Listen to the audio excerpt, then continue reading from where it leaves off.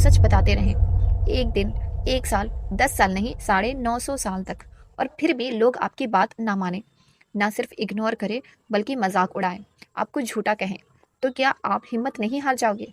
आज हम बात करने वाले हैं एक ऐसे नबी की जिन्हें सब्र का पहाड़ कहा जा सकता है। ये कहानी है हज़रत नूह अलैहिस्सलाम की, जो हमें सिखाती है सब्र क्या होता है, यकीन क्या होता है, और अल्लाह पर तवक्कुल का असली मतलब क्या है। कुरान के मुताबिक नूह अलैहिस्सलाम को एक ऐसी कौम की तरफ भेजा गया जो शिर्क में डूबी हुई थी। वो लोग बुतों की इबादत करते थे। नूह अलैहिस्सलाम ने उन्हें कहा, सिर्फ अल्लाह की इबादत करो, उससे माफ़ी मांगो, वह तुम्हें रिस्क देगा। सूरह नूह में आता है, मैंने उन्हें रात दिन बुलाया लेकिन वह दूर भागते गए। उनका रिएक्शन क्या था? कानों में उंगलियां डाल लेते, कपड़े से चेहरा छुपा लेते और कहते, इसकी बात मत सुनो। सोचिए, इतनी मेहनत के बाद भी जीरो रिस्पॉन्स। लेकिन नूह अलैहिस्सलाम ने कभी गिव अप नहीं किया। कुरान में क्लियरली आता है, नूह अलैहिस्सलाम अपनी कौम में 950 साल तक रहे। ये सिर्फ टाइम नहीं है, ये कंसिस्टेंसी का सबसे बड़ा एग्जाम्पल है। कभी छुप कर दावत दी, कभी ओपनली दी, कभी सॉफ्टली, कभी लाउडली, लेकिन लोग और ज्यादा जिद्दी होते गए। आखिर नूह अलैहिस्सलाम ने दुआ की, या अल्लाह, इन जालिमों में से किसी को जिंदा ना छोड़।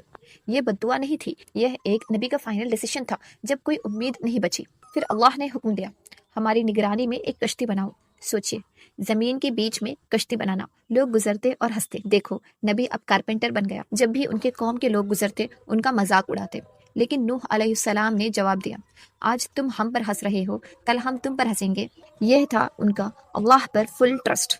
उन्होंने बिना डाउट के कश्ती बनाई क्योंकि उन्हें पता था अल्लाह का वादा सच होता है। फिर एक दिन सब कुछ बदल गया। कुरान में आता है, आसमान के दरवाजे खोल दिए गए और जमीन से पानी फूट निकला।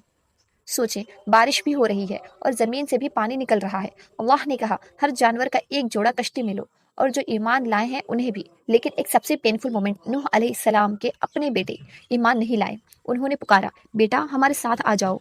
बेटा बोला, मैं पहाड़ पर चढ़ जाऊंगा, मुझे बचा लेगा। नूह अलैहिस्सलाम ने कहा, आज अल्लाह के अजाब से कोई नहीं बच सकता।